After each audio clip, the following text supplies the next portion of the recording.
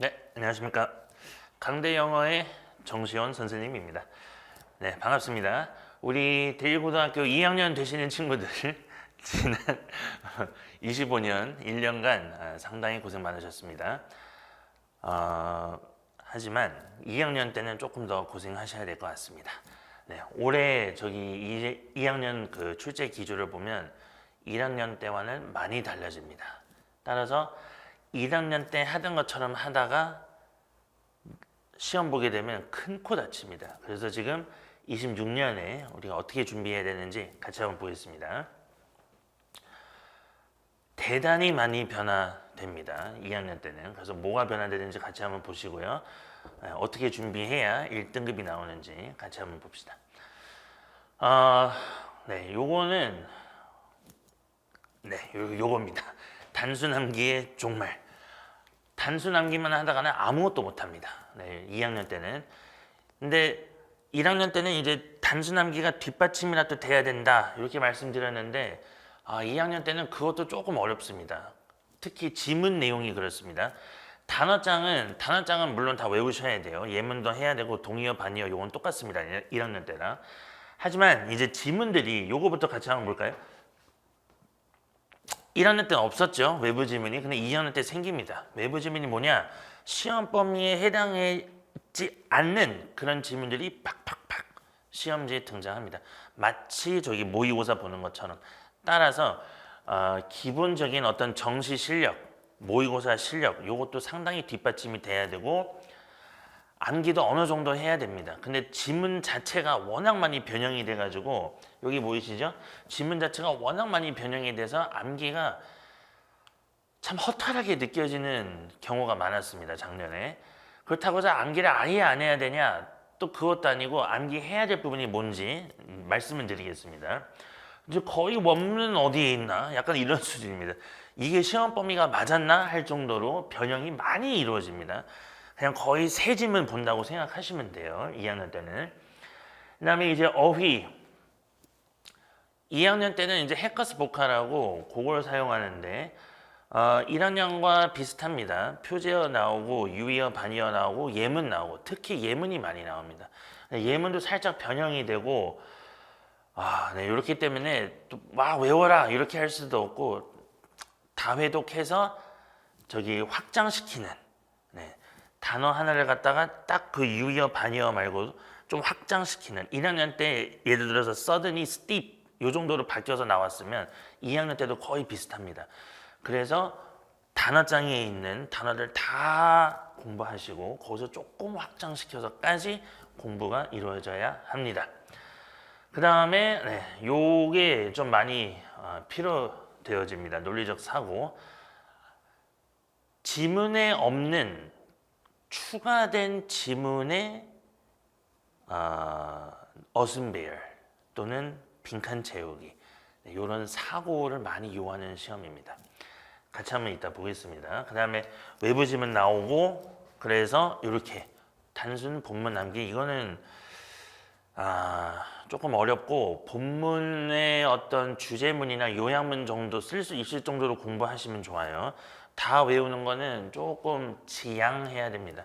외우지 말아라 뭐 이건 아닌데 그 시간에 차라리 조금 사고력을 좀 늘리는 그런 공부가 좀 필요합니다. 그래서 원리 파악이 좀 중요합니다. 이 지문은 왜 이게 주제문이고 어순배열이 왜 이렇게 되고 이런 원리들을 파악하는 공부들이 좀 바탕이 돼야 됩니다. 그러려면 변형 문제를 많이 풀고 연습을 좀 많이 하셔야 됩니다. 단순 암기, 지양 하셔야 됩니다. 2학년 때는 외부 지문 등장합니다. 많이 어려워집니다. 요겁니다. 이게 무슨 말이냐면 요게 이제 시험 범위예요. 요게 이제 시험 범위인데 여기서 문제가 안 나오고 문제는 이게 서술형이거든요. 지금 문제는 여기서 나옵니다. 여기 보시면 요 부분에 있는 빈칸들을 이거 지금 처음 보는 지문이거든요. 아이들이 시험장 가서 처음 보는 지문인데 물론 내용은 연결되는 내용이에요. 이게 뭐였냐면 그 낮은 소리가 더 잘 울려 퍼져서 소음이 발생한다 뭐 이런 건데 그 내용이랑 비슷한 내용인데 요 내용을 바탕으로 비슷한 내용을 주고 요 내용에 대한 빈칸을 채워라. 암기 갖고 안 되겠죠? 네, 암기를 해봐야 이제 요쪽 지문을 외웠을 텐데 아예 그냥 다른 지문이 나와버리니까 암기는 지양하셔야 되고 요 지문의 주제문, 요약문을 바탕으로 사고해서 최대한 여기랑 맞춰서 물론 여기 안에 있는 단어들이나 여기 지문에 있는 어느 정도 내용을 사용하면 아예 불가능은 아닌데 시험장에서 상당한 집중력을 요하는 이런 문제들이 나옵니다. 이게 서술형 하나 5번 한 문제입니다. 이게 네, 그래서 이렇게 좀 많이 바뀌죠. 1학년 때나 그래서 공부 방향을 좀 아예 살짝 바꾸셔야 됩니다. 다시 한번 이런 거 대비하려면 변형 문제를 많이 풀어야 됩니다. 1학년 때는 주요 문장 딱 정해놓고 요것만 달달달달달 이렇게 해놨으면 2학년 때는 그 문장들에 해당하는 변형 문제를 많이 풀어서 다양한 유형을 많이 접해봐야 시험 시간에 당황하지 않고 잘 소화해낼 수 있습니다. 마찬가지로 양과 질의 사투. 근데 요거는 일단 기본적으로 단어장은 똑같고 부교재 들어가고 외부 지문 들어가고 모의고사도 들어갑니다. 단 1학년 때랑 다른 거는 1학년 때는 저희 수능 특강이 뭐 1, 2, 3, 4, 5, 6, 7, 8 이렇게 나갔습니다. 2학년 때는 2, 8, 6 이런 식으로 그날 발표해 주십니다. 따라서 시험 범위 나오면 공부할게요. 이미 늦었습니다.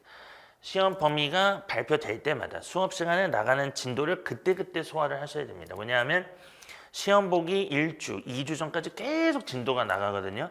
그럼 그때 진도가 다 나가고 나서 2주 만에 공부를 끝내겠다?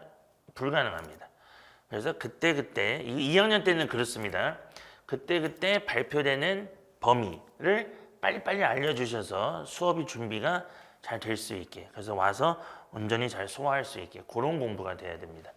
그 중에 정시 공부, 외부 지문도 계속 풀어보셔야 됩니다. 뭐 물론 외부 지문을 막 엄청 많이 푸는 건 아니고 수업하러 오면 한 서너 문제 정도 감을 잃지 않게끔 그리고 또 외부 지문을 공부할 수 있는 저만의 어떤 그 인스타그램 페이지가 따로 있습니다. 거기서 하루에 하나씩 꾸준하게 이렇게 연습하시면 충분히 될 거고 요게 살짝 변수죠. 모의고사가 왜 변수냐 1학년 때도 들어갔는데 저게 발표가 상당히 늦게 됩니다. 한 시험 보기 빨라야 2주 전 모의고사 한 회분 딱 근데 올해 것도 아니고 작년 것도 아니고 한 3, 4년 전 거 갑자기 느닷없이 발표돼서 저거는 이제 학교에서 수업도 안 해주시기 때문에 단 이제 다행인 것은 여기서 저기 서술형은 안 나옵니다. 서술형은 안 나오지만 저 학습 양 18번서부터 45번까지가 이제 시험 범위 들어가는데 독해지문 28개를 학습하게 하려면 좀 시간이 많이 필요하겠죠. 따라서 모의고사 범위 발표되기 전에 어휘 단어장, 부교재 거의 완벽하게 해놔야 외부 지문 연습하면서 모의고사 공부할 수 있습니다. 모의고사 버리면 안 되나요? 안 됩니다. 저희 객관식을 다 맞아야 서술형을 잘 맞춰서 고득점 할 수 있습니다.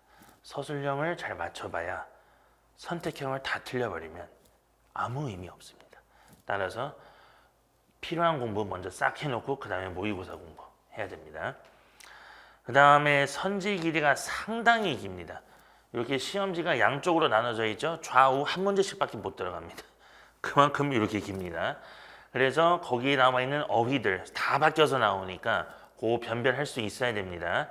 근데 그 어휘들이 또 굳이 좀 어려운 단어들 따라서 제가 아까 말씀드린 저만의 그 인스타그램 하루에 수능 영어 하나 독해 문제, 문법 문제 이렇게 하는 게 있거든요. 그리고 단어도 제가 하나씩 맨날 올립니다. 게시물로. 그걸 공부해서 잘 대비하시면 됩니다. 그 다음에 1학년 때는 배열이 많이 나왔다면 2학년 때는 요약하는, 빈칸 채우는 이런 사고력을 요하는 그런 서술형들이 나오기 때문에 이 서술형 특징으로서는 1학년 때처럼 공부한다? 이러면 안 되고 사고하는 훈련, 아까 말씀드린 대로 변형 문제를 많이 풀어봐서 아 이건 이렇게 해도 나올 수 있구나, 저건 저렇게 해도 나올 수 있구나, 요양문이 이거였는데 아 이렇게도 변형이 되는구나, 이런 것들을 계속 반복하셔서 공부하셔야 됩니다. 이게 네, 선택형 23번 문제입니다. 여기 시험 범위 지문이고요. 여기 선지입니다. 네. 선지 하나, 선지 3개가 거의 지문 하나 같죠? 선지들이 그냥 거의 지문 하나 수준입니다. 지문보다 깁니다, 지금. 근데 이제 시험장에 가서 이거 처음 보는, 이게 다 지금 처음 보는 것들이죠? 지문은 우린 요거만 공부했으니까. 시험장에 가서 이걸 처음 보려면 이거 시간 없습니다. 다 못 읽습니다, 이거. 그래서 아까 말씀드렸죠? 이렇게 일치, 불일치, 영어 선지, 문제, 아주 양질의 문제. 양이 많고 어려울수록 자료의 질이 정말 중요합니다.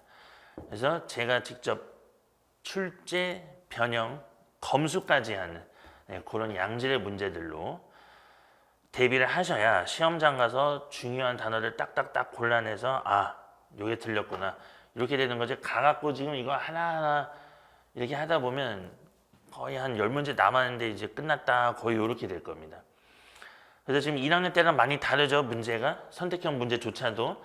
그래서 문제를 많이 풀면서 대비를 하셔야 됩니다. 단수 남기기 정말 힘듭니다. 자, 그럼 26년에 우리는 어떻게 해야 되느냐? 방금 말씀드렸다시피 단수 남기 안 돼요. 많이 풀어봐야 돼요. 푸는 거를 엄청 많이 풀고 이걸 다 내 단일 그 단권 교재에 다 녹여내야 돼요. 여기서 풀고 채점해서 틀린 것들 다 써야 돼요. 여기다가. 그래서 나중에 요것만 하나 가지고 마치 내 족보처럼 딱 정리해서 시험장에 가야 됩니다. 그 다음에 내용 파악이 더 중요합니다. 암기보다. 영어 선지 일치 불일치 방금 보셨죠? 이렇게 긴 것들 그렇게 한 파트에 한 문제씩 들어가는 게 몇 개씩 있습니다. 그래서 그거를 온전히 해결하려면 다양한 유형의 문제를 많이 푸셔야 됩니다. 그 다음에 서술형 연습 1학년 때처럼 외워서는 안 되기 때문에 주제문 요약문을 써보면서 사고력으로 확장시키는 그런 연습을 문제 풀면서 많이 하셔야 됩니다. 그러려면 이제 아까 질 좋은 자료가 중요하다 그랬죠. 그래서 이렇게 우선은 저기 서술형이나 뭐나 선택형이나 다 제대로 준비하려면 그걸 다 담고 있는 저만의 동형 모의고사 요걸로 최소 5회 시험을 보고 시험장에 들어가면 큰 무리 없이 어느 정도 봤던 문제인데 이거 나왔었는데 물론 똑같이 나오기는 정말 힘듭니다. 하지만 이런 내용의 선지가 있었어. 맞아. 이런 것들은 반드시 나오기 때문에 요 문제 동형 모의고사 잘 푸셔야 되고 그 다음에 어휘 부교재 있죠. 가장 중요한 거는 매일 조금씩 하는 겁니다. 어휘 부교재는 따라서 구체적인 시간을 잘 설정해 놓으셔야 돼요. 아침에 얼마큼 할 건지, 학교 갔다 와서 얼마큼 할 건지, 자기 전에 얼마큼 할 건지 요거를 잘 지키고 정하고 지키셔야 단어 공부 온전히 할 수 있습니다. 안 그러면 시험 때 다 됐는데 지금 나는 데이 10까지 외워야 되는데 좀 데이 3까지밖에 안 했고 띄엄띄엄 막 7, 8 나머지 5, 6은 어떡하고 이렇게 됩니다. 그래서 시간 딱 해가지고 구체적인 스케줄 잘 따라주시길 바라고 그 다음에 서술형 아까 저기 주제문이나 요약문 정도 쓸 수 있어야 거기서 확장이 일어난다 그랬어요. 그래서 그 연습 반드시 하시고 그 다음에 핵심 키워드로 요약문 정도 계속 쓸 수 있어야 그 서술형 문제들이고 긴 선택형들이고 잘 해결할 수 있을 겁니다. 2학년 때 시험이 많이 바뀌니까요. 철저하게 준비하셔서 단어장은 아까 해커스 복합 말씀드렸죠. 일단 단어부터 완벽하게 준비하시고 시험 범위 발표될 때마다 공부하시고 외우는 것보다 내용, 사고 확장 요거 위주로 가야 됩니다. 그리고 많은 문제풀이 따라서 정리 요게 핵심입니다. 이상 정시현이었습니다. 감사합니다.